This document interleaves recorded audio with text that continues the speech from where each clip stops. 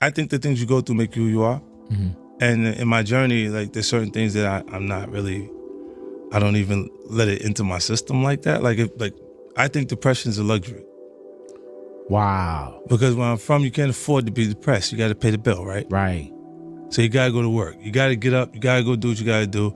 You got people right now that's at work don't feel like being there. Mm-hmm. But they got responsibilities, so they they feel uncomfortable while they're working, while they're doing what they got to do. Like, when these guys get in a slump and they just decide that they're not going to do anything, I'm like, where they do that at? Right. Even when you're on the street, you got a pack. You just decide not to come outside. Yeah. They're gonna beat you. You're gonna beat to death. Wait till you come out.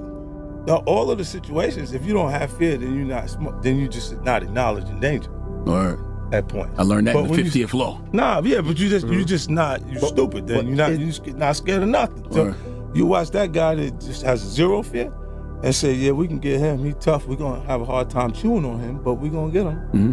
We get them. Like, other than that, you just gotta pay attention to your surroundings and things that's going on. Like, and you say, never saying the toughest guy, Solomon.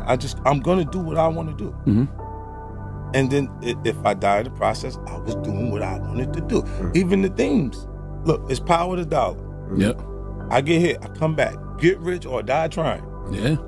Right? And the process, because that's already what I'm feeling like I'm going to do. I'm in the process. It's the greatest thing is to watch me, because either I'm going to get rich or I'm going to die in the process. And this is what I'm going to call a record. I think the only thing that separates people is passion, right? And having the ability to focus on something, or to work on it, will allow you to work hard enough to be good enough at it. That's the Kobe Bryant run. He outworked those people. A lot of people in the league form according to their paycheck. So they're like, I ain't getting that money, let them do it. Kobe was there every day. Yeah, and that's what separates him and makes him special to us in a different way, even after he's gone. Losing's not an option, then you got to do everything possible to win. And I don't understand how they become complacent and feel like, oh, it's okay. You get people that deal with things by not actually dealing with them.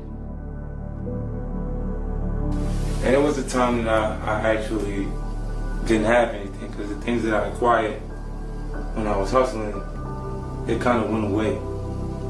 I had to get rid of it in order to have enough to stay afloat.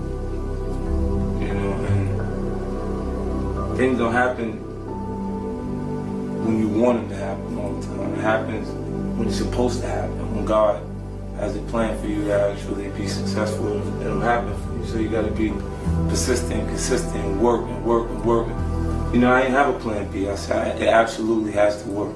So I stayed focused and I made it happen. People are really loyal to their comfort. And when they are forced to actually sustain things that they have on their own, they can get upset with whoever appears to have everything with no problem.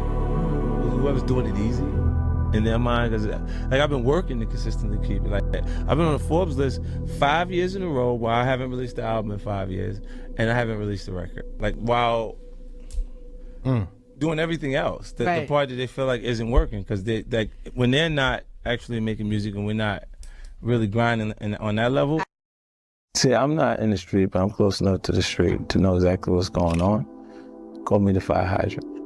I won't be moved. Mm-hmm. You see what I'm saying? I'll be a part of our culture for a long period of time, because you still won't be able to find someone that has a period of time. It's a 10-year block. There's nothing happening in hip hop but that. That whole 10 years is and those eras aren't normally decades, man. They're normally a few years. She was there a couple months for a lot of them. Didn't have a major record company marketing to promote my project till 2003. Right. So for that time period, I had to run on my own energy. I had to convince myself that I'm gonna make it.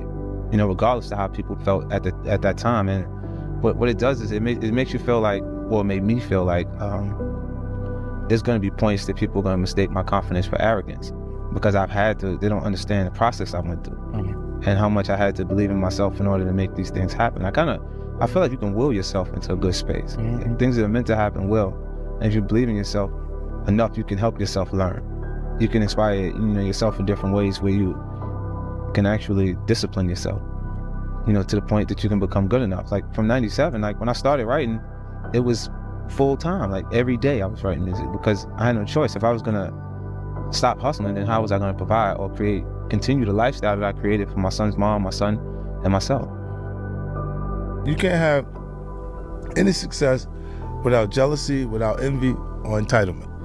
Right? And entitlement being the scary part because it's growing in someone you love. It's hard for you to see those things, the change in them. These are loved ones. These are people that are around you that like relatives. You can't choose You can't choose them. The interesting thing is when we pray for success, we don't pray for jealousy, we don't pray for envy, we don't pray for entitlement. And we can't have those things without success. And this is what changes the relationships around you from the start. Because I wanted everybody to come with me because we went on the road. By the time we got for the tour, I said, I can do whatever I want as long as I keep working. They look at you and say, damn, boy, you're young. Why your clothes look so old? I'm like, oh, man, why you gotta say that? Like, it's just, they would say stuff to me and then they look out for me, but in a different way. Like, they give me, here, you know what that is? Know what to do with it? It's all right. Anybody bother you, tell them I'll get it to you. And this were guys that were big enough in the neighborhood for them not to whoop me for selling. You know, so it kind of got me started early. I was like hustling since I was like 12. Look at this. I didn't have cars or nothing like that at that point because this was the first run. I didn't have anything. Right.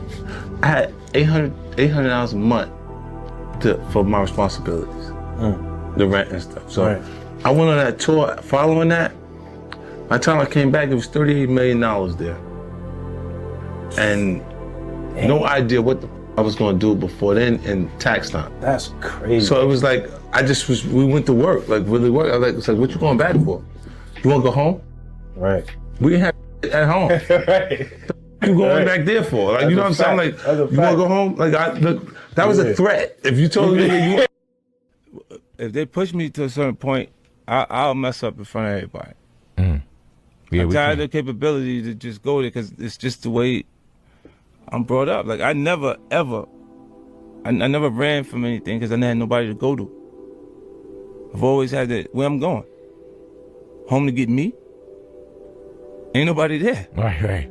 You know what I'm saying? Like, so I've always been in a situation where I'm forced to deal with it myself, so. I associated everything good with my mom. And when she went away, all the nice things went away.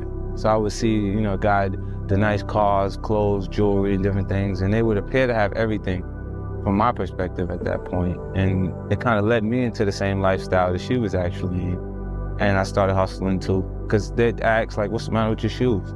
And not realize that there's no one there to buy those shoes anymore. They buy your shoes the first time, and then when they get tired of feeding you fish, because after we eat the fish, we hungry again. They give you a pole. Ain't no school for this shit.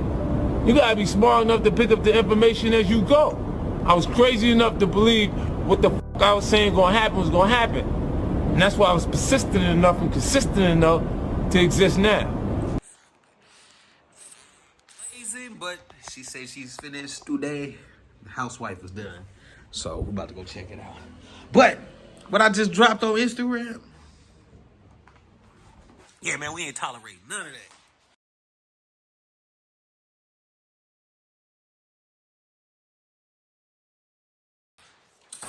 Door closed, but I keep all of this open though, you feel? Gotta let it breathe, you know what I'm saying? Gotta let it breathe, man. So my little children be up here kicking it when they come by and visit me. My little homies, Kiki and Nelson, Kiki and Golden, shout out to them, man. I went to the grocery store today and I forgot to bring my memories, my camera, the selfie stick. Ooh, precision. Yeah, man, hold on, man. My grandfather told me, you don't get as far as the you talk to for no reason. You'll be successful as the that you talk to for no reason. What I mean is, if you spending your day talking to a nigga and got nothing going on, what the kind of information could he offer you? Can he help you learn something? Can he teach you something in the conversation? As I grow older, the one thing that becomes clearer to me each and every day is that I don't owe anyone a thing.